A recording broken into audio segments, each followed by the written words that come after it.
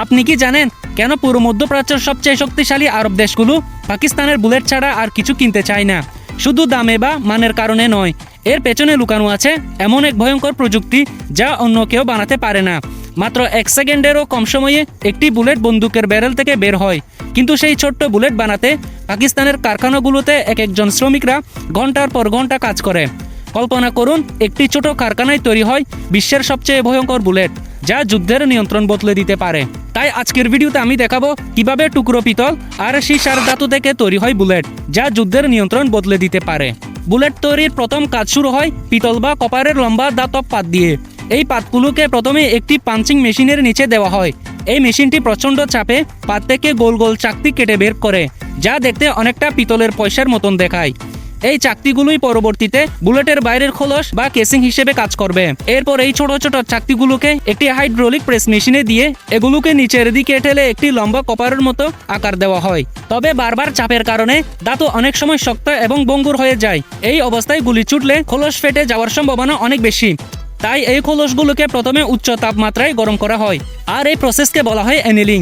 এর মাধ্যমে ধাতুর অভ্যন্তরীণ গঠন অনেকটা নমনীয় হয়ে যায়। এরপর এগুলোকে একটি শক্তিশালী অ্যাসিডিক দ্রবণে ধুয়ে নেওয়া হয়। এই ওয়াশিং প্রসেসটা খুবই গুরুত্বপূর্ণ, কারণ খোলসের উপর সামান্য ময়লা থাকলে তা বন্দুকের ব্যারেলের অনেক ক্ষতি করতে পারে। পরিষ্কার করা এই খোলসগুলোকে আবারও হাইড্রোলিক প্রেসের ভেতরে দেওয়া হয়। এবার খোলসের ভেতরের অতিরিক্ত চাপ দিয়ে এগুলোকে আরও পাতলা আর লম্বা করা হয়। সেই সাথে খোলসের ভেতরে যেন সমানভাবে পর্যাপ্ত জায়গা থাকে সেটা নিশ্চিত করতে বারবার এই প্রক্রিয়াটি করা হয়।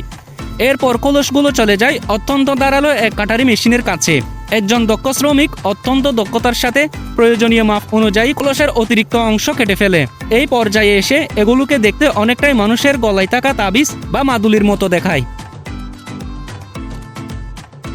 খোলসগুলো ভালোভাবে তৈরি হয়ে গেলে বেশ কয়েকটি ধাপে এগুলোকে পরিষ্কার করা হয়। একটি মিক্সারের ভেতরে বালু বা কাঠের গুঁড়ার সাথে মিশিয়ে খোলসগুলোকে ভালো মতো গুঁড়ানো হয়, যাতে এই খোলসগুলো আরও মসৃণ এবং চকচকে হয়ে ওঠে। এরপর খোলসের পেছনের দিকের পালা। আবারও দক্ষ হাতে একজন শ্রমিক বিশেষ মেশিন ব্যবহার করে খোলসের নিচে একটি গর্ত বা প্রাইমার পকেট তৈরি করে দেয়। সেই সাথে সেখানে বুলেটের ক্যালিবার বা সাইজ খোদাই করা হয়। এটি খুবই প্রয়োজন, কারণ বিভিন্ন বন্দুকের জন্য আলাদা ওজন এবং পাওয়ারের বুলেট দরকার হয়। এই প্রাইমার পকেটটি মূলত বুলেটের ইঞ্জিনের মতো কাজ করে, যেখানে আঘাত পেলেই আগুনের সূত্রপাত হয়। এরপর শুরু হয় অত্যন্ত সংবেদনশীল ধাপ।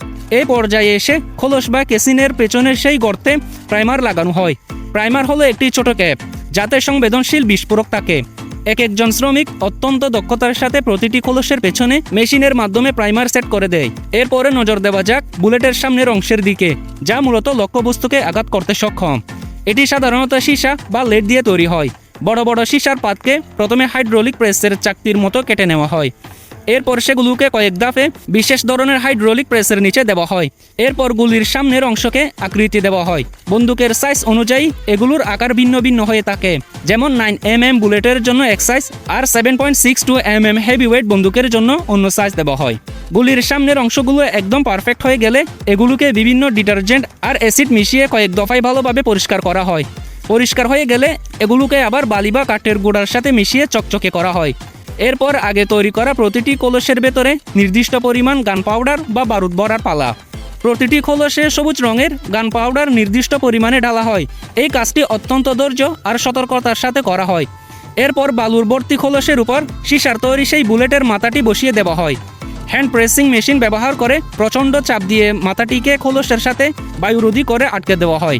এই প্রক্রিয়া যদি ঠিকমতো না হয়, আর্দ্রতা ঢুকে বারুদ নষ্ট হয়ে যেতে পারে, অথবা ফায়ারিংয়ের সময় বুলেটের মাথা ভেতরে ঢুকে দুর্ঘটনা ঘটাতে পারে। এভাবেই ডজন শ্রমিকের ঘন্টার পর ঘন্টা চেষ্টার পর একটি বুলেট পুরোপুরিভাবে তৈরি হয়। এরপর তৈরি হয় চকচকে বারুদভর্তি বুলেটগুলো কেসিংয়ে বসিয়ে বাজারজাতকরণের জন্য পাঠানো হয়। পাকিস্তানের এইসব শ্রমিকদের দক্ষতা ও জ্ঞানশক্তি প্রশংসনীয়। প্রতিটি সেকেন্ডে নিখুঁত হয়ে যায়। সামান্য 1 মিলিমিটার বুলেও পুরো বন্দুককে অকেজো করতে পারে। তো এভাবেই পাকিস্তানের এক সাধারণ কারখানায় তামা আর সীসার টুকরো থেকে ধাপে ধাপে তৈরি হয় ভয়ঙ্কর সব বুলেট। বুলেট ফায়ারিংয়ে পিন যখন প্রাইমারের আঘাত করে, তখন একটি ছোট আগুনের স্পুলিঙ্গ তৈরি হয়, যা ভেতরের বারুদকে সেকেন্ডের কয়েক ভাগে জ্বালিয়ে দেয়। এরপর প্রচণ্ড চাপে খোসার মাথা থাকা বুলেট দ্রুত বের হয়ে আসে। তো বন্ধুরা, এটাই ছিল বুলেট তৈরির সম্পূর্ণ প্রক্রিয়া। ভিডিওটি আপনাদের কাছে কেমন লেগেছে তা কিন্তু অবশ্যই কমেন্টে জানাবেন। তো দেখা হবে নতুন কোনো এপিসোড ভিডিওতে।